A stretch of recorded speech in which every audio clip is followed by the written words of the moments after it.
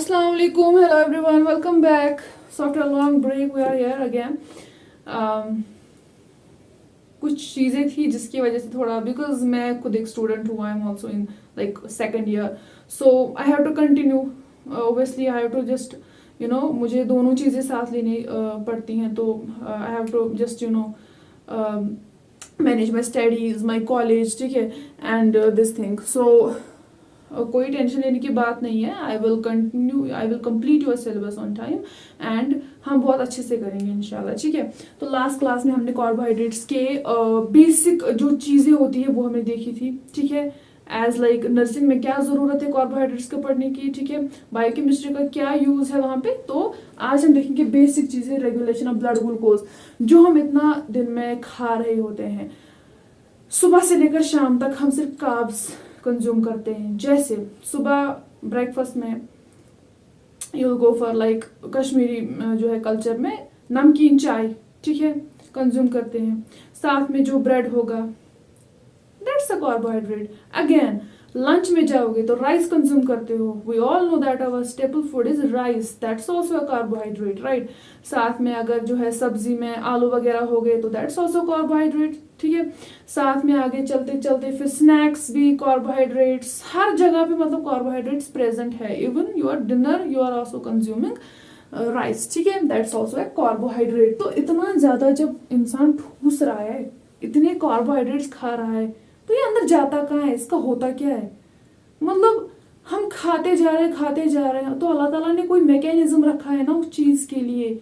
इतना जो है ये मेरा बंदा खा रहा है, तो अंदर किसी हिसाब से तो इसका जो है रेगुलेशन तो होना चाहिए ना, लिमिट तो होगी ना. मतलब अंदर किसी चीज के थ्रू इसको कंट्रोल किया जाएगा, कब चाहिए होगा कब नहीं चाहिए होगा, ठीक है. उस चीज को देखेंगे, that is regulation of blood glucose. जो मेरे ब्लड में इस वक्त ग्लूकोज प्रेजेंट है उसकी रेगुलेशन कैसे होती है, कम ज्यादा according to situation, according to need, according to condition, वो कैसे होता है वो हम देखेंगे. देखो पहले पता होना चाहिए कि फास्टिंग ब्लड ग्लूकोज जो है वैल्यू ये पता होना चाहिए. वो होता है 70 से लेकर 100 भी और 110 भी हम कह सकते हैं. और इसका यूनिट है मिलीग्राम्स. मिलीग्राम्स में हम लेते हैं पर डेसीलीटर, ठीक है, ऑफ ब्लड, ठीक. उसके बाद पोस्ट प्रेंडियल का मतलब होता है कि मील, पोस्ट, ठीक है, मील या आफ्टर मील जो है खाना खा लिया, कार्बोहाइड्रेट्स कंज्यूम किए, तब ब्लड शुगर लेवल कितनी होगी, that is less than 140 milligrams per decilitre. This is normal value, ठीक है. तो रेगुलेशन ऑफ ब्लड ग्लूकोज के लिए दो ऑर्गन्स की बात की जाएगी मेनली, लिवर और दूसरा पेनक्रियास. बाकी आपके इसमें दूसरे भी आते हैं, जैसे हम पेनक्रियास में इंसुलिन और ग्लूकागॉन की बात करेंगे, लिवर में प्रोसेसेस की बात करेंगे कि वो कैसे ग्लूकोज को स्टोर या खर्च करेगा, वो उसका मसला है, वो हम देखेंगे आराम से. कुछ हार्मोन्स भी है, कॉर्टिसोल, ये अलग अलग, या एडिपोज टिश्यू है, दैट्स ऑल्सो देयर, उनका भी रोल रहता है. जैसे मसल स्टोर करेगी दिस ग्लाइकोजन, यहाँ पे जो एडिपोज टिश्यू होता है that stores the fat, and जब हमें एनर्जी की रिक्वायरमेंट होती है that fat provides you that energy, right. But mainly हम यहाँ पे लिवर की बात करेंगे, ठीक है. अब ऐसे ही मान लो ये लिवर है, ठीक है, and this is like your diagram, I'm so sorry for that, मेरी diagram it's very bad.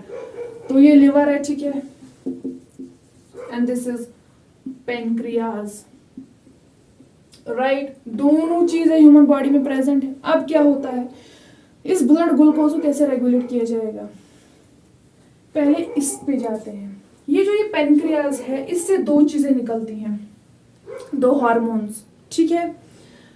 वो जो दो लाडले हैं ना, अल्फा सेल्स है उसमें और बीटा सेल्स हैं. पेनक्रियास की बात करेंगे तो ये एंडोक्राइन भी है, एक्सोक्राइन भी है. ये अल्लाह ताला ने इसमें स्पेशलिटी रखी है, ये दोनों चीजें करता है. ये एक्सोक्राइन ग्लैंड भी है, एंडोक्राइन भी है. डक्ट्स भी प्रेजेंट है, डक्ट्स प्रेजेंट है तो उससे ये एक्सोक्राइन पार्ट अपना रोल जो है उसका प्ले करेगा. एंडोक्राइन पार्ट से ये अपना हार्मोन्स वाला काम करता है. डायरेक्टली इसको डक्ट्स वगैरह की जरूरत नहीं पड़ती है, ठीक है. अल्फा सेल्स और बीटा सेल्स नाम के दो चीजें यहाँ पे होती हैं. अल्फा सेल्स बनाते हैं ग्लूकागॉन, ये एक हार्मोन है, दिमाग में छाप लो, ठीक है, ग्लूकागॉन, राइट। एक हार्मोन अल्फा सेल से बनता है, किसमें, पैनक्रियाज के अल्फा सेल से ग्लूकागॉन बनता है। बीटा सेल से बनता है इंसुलिन, राइट, इंसुलिन। और ये बेसिक लेवल है, आपने तो ऑलरेडी लाइक लोअर क्लासेस में देखा होगा, ठीक है। Alpha cells and beta cells, glucagon, insulin. अब देखो क्या होता है, ये लिवर जो है इसमें होती है 3 प्रोसेसेस। एक होता है ग्लाइकोजेनोलाइसिस, ग्लूकोनियोजेनेसिस और ग्लाइकोजेनेसिस। Glycogenolysis, gluconeogenesis, glycogenesis. देखो, ब्लड शुगर अभी सपोज बहुत ज्यादा है, सपोज खाना था 1 प्लेट राइस का, लाइक अलॉन्ग विद द सब्जी वगैरह जो भी होगा, खा लिए 2 प्लेट, बॉडी को चाहिए था 1 प्लेट, खा लिए कितने, 2। अब उस 1 एक्स्ट्रा प्लेट का क्या होगा, बॉडी को नहीं चाहिए, बॉडी ने कहा ठीक है मुझे एनर्जी चाहिए, ग्लूकोज चाहिए, बट मुझे इतना चाहिए। भाई आप जो इतना ठूस रहे हो, ठूस ठूस के जो खा रहे हो, मुझे उसकी जरूरत नहीं है, मैं उस एक्स्ट्रा चीज से क्या करूं। बॉडी कहती है ठीक है कोई मसला नहीं है, लेट्स स्टोर इट, ठीक है, बाद के लिए इसको स्टोर कर लेते हैं, अपने पास बचा के रखते हैं, जब भी कभी ये कल जैसे रोजा हम रखते थे तो उसमें उसका जो है एनर्जी इसको प्रोवाइड करेगा, जब भी पूरा दिन जो है भूखा रहेगा, ठीक है। तो बॉडी क्या करती है, कहती है अगर ज्यादा यहाँ पे ब्लड ग्लूकोज है, बॉडी करती है काम, इस ब्लड ग्लूकोज को कन्वर्ट करती है ग्लाइकोजन के अंदर।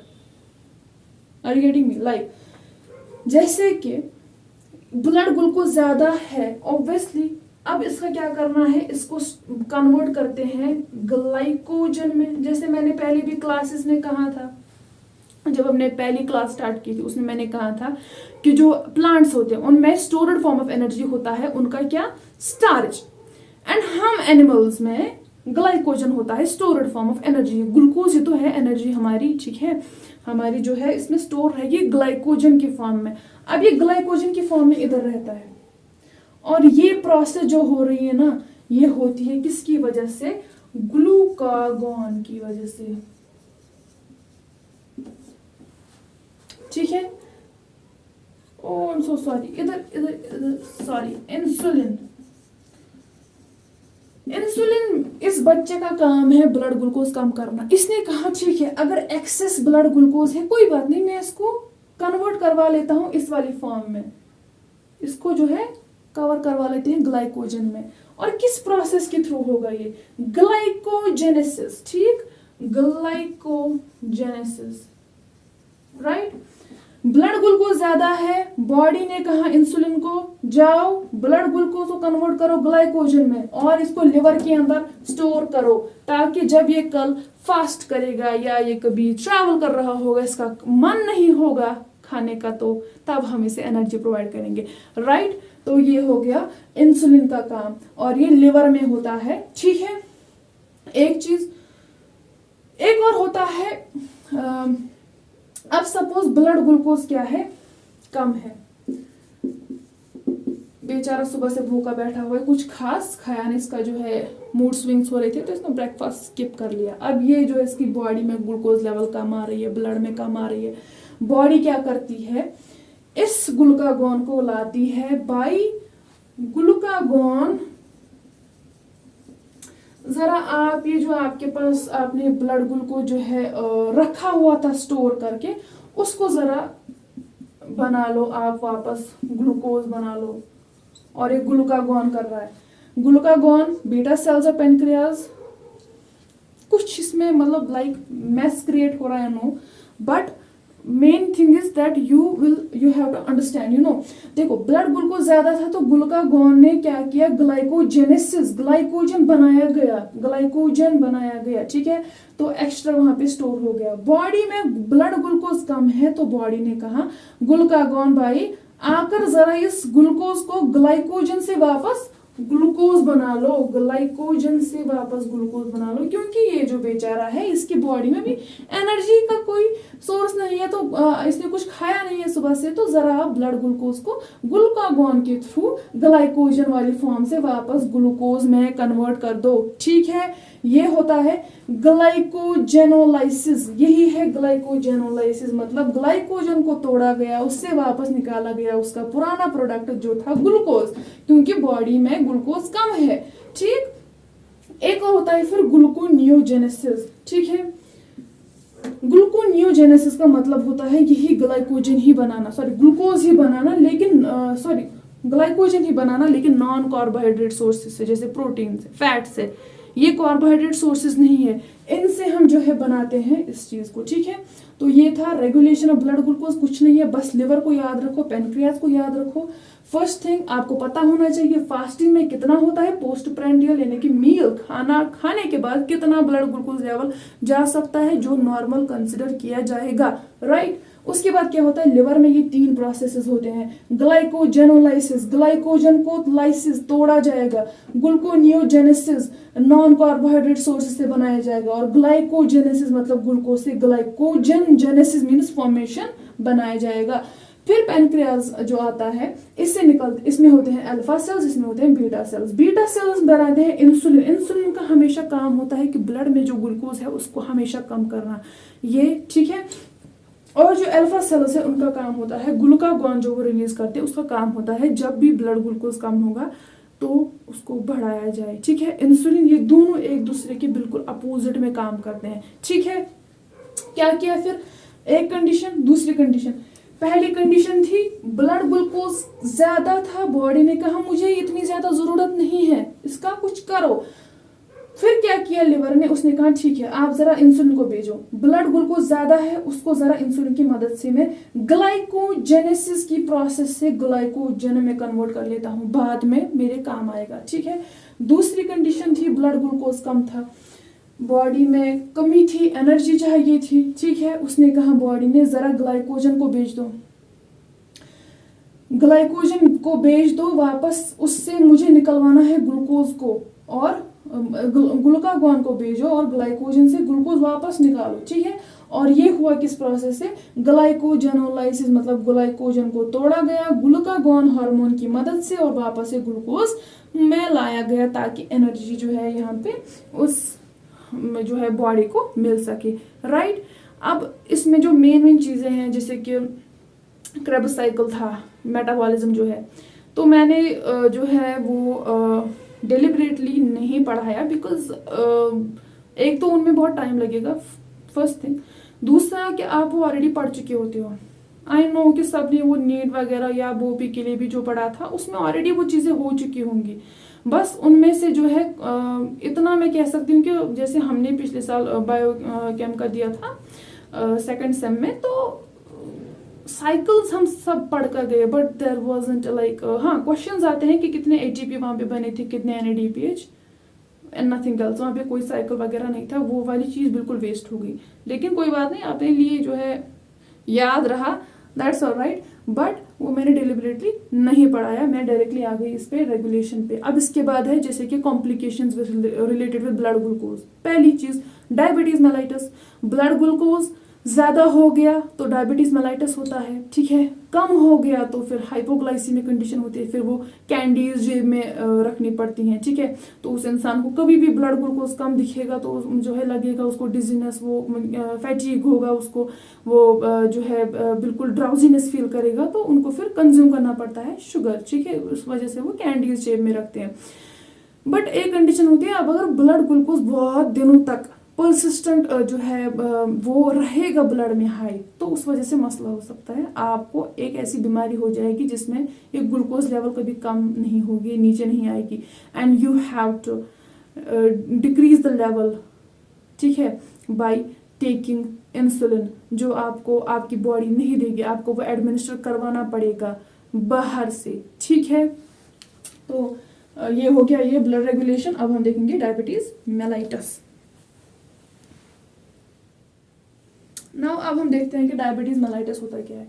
ये एक जो है अगर हम देखेंगे ना लाइक आज की दुनिया में लाइक चलो कश्मीर की ही बात करते हैं, diabetes, hypertension, PCOD, breast cancer, these are common, ठीक है, कॉमन।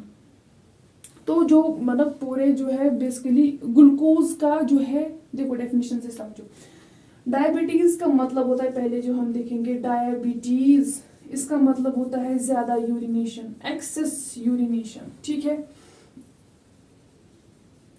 और मेलाइटस का मतलब होता है शुगर, चीनी।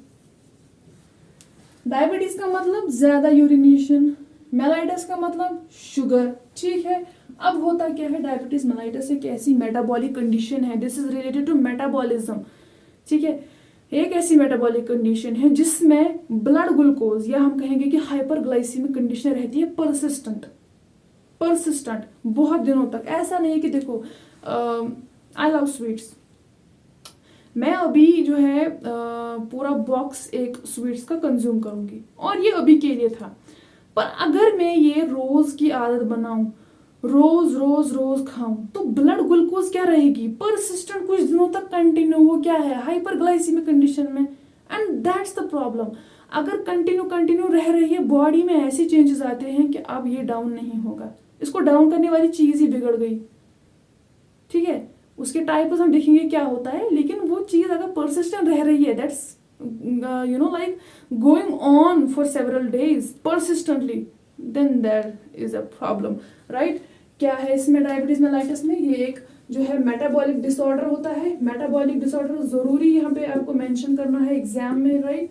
मेटाबॉलिक डिसऑर्डर है जिसमें क्या होता है, हाइपरग्लाइसीमिक कंडीशन होती है। Hyperglycaemic, glycaemic is related with sugar, glycaemic जो है कंडीशन रहती है, शॉर्ट लिख रही हूँ मैं, मेटाबॉलिक डिसऑर्डर है हाइपरग्लाइसीमिक कंडीशन जिसमें रहती है for this persistent hyperglycaemic condition. Persistent definition आपको कहीं से भी मिल जाएगी, important thing is that you catch the concept, आपको डेफिनेशन समझ आए, ऐसे रट्टा मारने से कुछ नहीं होता है, ठीक है। अगर आप जो है एग्जाम्स में भी, जैसे मैंने पिछली बार आपके फर्स्ट सेम में आपको जो है एडवाइस की थी कि don't go for like you know ratification, go for like you know grabbing the core concepts. अगर आपको चीजें समझ आती हैं, अगर आपको क्वेश्चन ऐसे ही उर्दू में, कश्मीरी में, जिस तरह से, जिस भाषा में आपको याद करना है, डोंट केयर, लेकिन आप फिर वहां पे जो है एक तो अपना टाइम उस चीज से बचाते हो, you just you know like memorise the things in your own language, खुद को समझाते हो, पढ़ाते हो, उसके बाद आप खुद क्वेश्चन लिख सकते हो।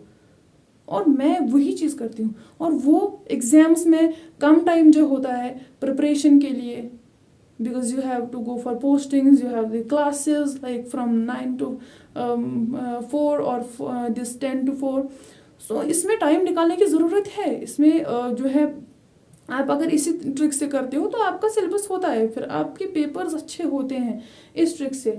भले कि आप मतलब ऐसे याद करने बैठोगे, नोट्स को रटा मारोगे, दैट्स यूजलेस, एग्जाम पास कर लोगे, आगे चल के क्या होगा, ठीक है। परसिस्टेंट हाइपरग्लाइसीमिक कंडीशन है जिसमें क्या होता है, persistent hyperglycaemic condition that is related, या हम कह सकते हैं कि कॉजड, या जो भी है रिलेटेड टू, या तो इंसुलिन, जो मेन इंसान इसमें कल्प्रिट है ना इंसुलिन, या तो उसकी सिक्रीशन में क्या हुआ है, इंसुलिन सिक्रीशन में कोई प्रॉब्लम है, condition related to insulin, decreased insulin secretion, या तो वो निकल ही नहीं रहा है, या तो उसका काम बिल्कुल वो एकदम अपाहिज हो गया है, बेकार हो गया है, ठीक है, या तो क्या हो रहा है, उसका काम ही नहीं हो रहा, वो बेचारा निकला लेकिन फजूल में उससे कोई काम हुआ ही नहीं, या तो दोनों का मिक्सचर हो सकता है। क्या कहा मैंने, डायबिटीज मेलाइटस मेटाबॉलिक डिसऑर्डर है जिसमें परसिस्टेंट हाइपरग्लाइसीमिक कंडीशन होती है, या हम कहेंगे कि जिसमें कंटिन्यूअस जो है ब्लड शुगर इंक्रीज रहता है सेवरल डेज के लिए। वो किस वजह से हो सकता है, या तो वो रिलेटेड होगा किससे, इंसुलिन की सिक्रीशन ही कम हो रही है, ठीक है, इंसुलिन ही सिक्रिएट कम हो रहा है, बेकार है, या तो उसका एक्शन ही कम है, ये भी बेकार है, या तो दोनों का मिक्सचर हो सकता है, ठीक। टाइप से आप समझो, देखो टाइप्स आते हैं इसमें, first you have type 1, then you have type 2, बस आसान है, कुछ नहीं है। टाइप 1 क्या है, ये आपका जो है इंसुलिन डिपेंडेंट है। बेसिकली इसमें क्या होता है, आपके पास जो है इंसुलिन निकला, insulin is getting release, insulin आ रहा है, लेकिन वो इतना सफिशिएंट नहीं है कि वो इस ब्लड ग्लूकोज को कम कर सके। मतलब इंसुलिन ना के बराबर या बेकार, बिल्कुल फ्रेजाइल मान लो, कोई काम नहीं हो रहा इससे, राइट। टाइप 1 में इंसुलिन क्या है, या तो रिलीज होगा ही नहीं या तो थोड़ा सा होगा जो बिल्कुल बेकार होगा। दूसरे टाइप में इंसुलिन आ रहा है बेचारा, इसकी कोई गलती नहीं है, ये तो स्क्रीट हो गया। अब गलती कहाँ है, यहाँ पे होता है बेसिकली सेल्स में रेजिस्टेंस। अब ये सेल्स इसको नहीं ले रहे, काम तो यही करना था ना। इंसुलिन है, इंसुलिन प्रोड्यूस हो रहा है, but cells are showing resistance to that insulin. ठीक, इस वाले में किसी भी कंडीशन की वजह से जो बीटा सेल्स थे उनकी हो गई डिस्ट्रक्शन, डिस्ट्रक्शन हो गए, तबाह बर्बाद हो गए बेचारे। क्या रह गया उनके पास, इंसुलिन नहीं निकलेगा, या तो ना के बराबर तो फजूली रहने दो। ठीक है, इंसुलिन आ रहा है बट सेल्स में रेजिस्टेंस है, cells are not like getting that, they are resistant. ठीक, और बस इसमें यही है कि मतलब टाइप 1 इंसुलिन आ रहा है, इंसुलिन नहीं आ रहा है, दूसरे में इंसुलिन आ रहा है but the cells are resistant, अभी बेचारा कुछ नहीं कर सकता। अब मेन चीजें क्या होती हैं जो आपको डायबिटीज मेलाइटिस में मैं काफी शॉर्ट एंड प्रिसाइज पढ़ाती हूँ। I just don't go for like making that like I go for like मैं आपको नोट्स बनवाऊंगी यहाँ पे, ये तो वेस्टेज ऑफ टाइम है ना। यहाँ पे मेन चीजें डिस्कस की जाएंगी, जो भी इंपॉर्टेंट चीज है, जैसे कि आपको पता होना चाहिए डायबिटीज मेलाइटिस नाम है तो क्यों ये नाम आया, ये क्या मतलब है उसका। डायबिटीज का मतलब होता है यूरिनेशन ज्यादा होना, मेलाइटिस शुगर। ठीक, उसके बाद क्या है कि इसमें मेन जो चीजें हैं, साइंस एंड सिम्टम जो एक इंसान के अंदर दिखते हैं। जब मैं कहूँ कि मतलब देखो, पहली बार जब डायबिटीज मेलाइटिस जो है ये कंडीशन खोजी गई थी, ऐसे कह सकते हैं, डिस्कवर की गई थी, ये ऐसे हुई थी कि एक इंडिविजुअल उसने मिक्चुरेशन किया, देखा गया उसकी जो यूरिन जो है ना वॉशरूम की तरफ, देयर आर एंड्स, चींटियां जा रही है। चींटियों को शुगर पसंद है, उनको मीठा पसंद है, ऐसा आप स्वीट्स होते हैं तो आप रख दोगे, थोड़ी देर बाद पता नहीं वो कहाँ गायब हो जाता है। आंट्स, ठीक है, आंट्स आर रिस्पॉन्सिबल। सो देखा गया कि आंट्स बड़ी चल रही है उस तरफ से वॉशरूम, देखा गया कि ये तो इस चीज पे जो है जा रही है। सो फिर बाद में देखा गया कि उस यूरिन में क्या था, ग्लूकोज था, to which those ants were attracted, right. वो उसी मीठे की वजह से, उस स्वीट टेस्ट की वजह से जा रहे थे, राइट। इसमें पहली चीज होती है इंसान को जो है ग्लाइकोस्यूरिया, मीन्स यूरिन के अंदर ग्लूकोज होना, ठीक है, लीक होना। इसमें इंसान को क्या होता है, फैटीग होता है, इसमें बिल्कुल मतलब बिल्कुल कोई काम करने का ये नहीं होता है, ठीक है। इसमें पॉलीडिप्सिया होता है, पॉलीडिप्सिया का मतलब बार बार प्यास लगना, पॉलीफेजिया का मतलब बार बार भूख लगना, ठीक है। और इसमें जो है वेट लॉस होता है, बट टाइप 1 में, वेट लॉस टाइप 1 में।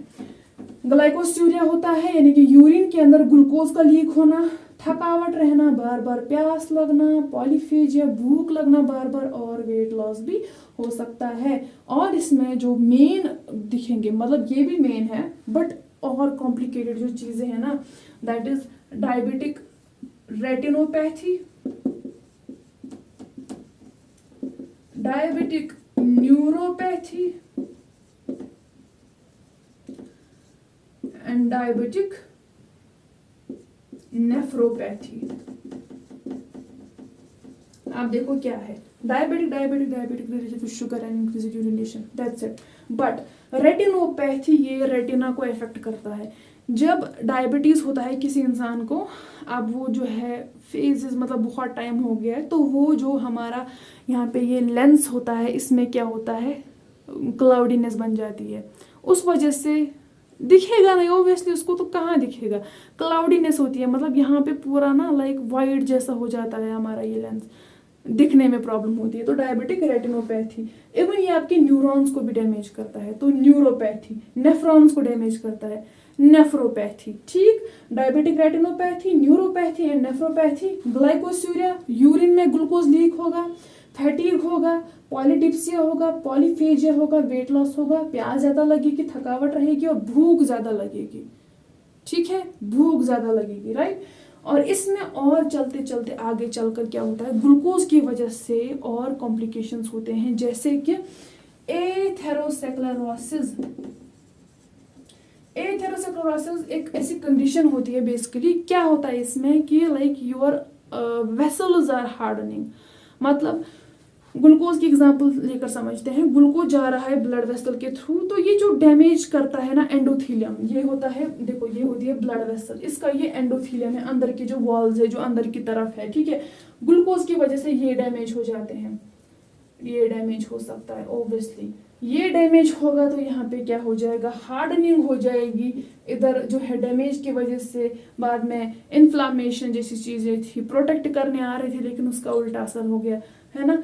तो इसकी वजह से क्या होता है, फिर बाद में एथेरोस्क्लेरोसिस वाली कंडीशन हो जाती है। अगर ये हो गई तो बाद में क्या होगा, आगे ब्लड कम जाएगा, किसकी तरफ, हार्ट की तरफ ब्लड नहीं जाएगा।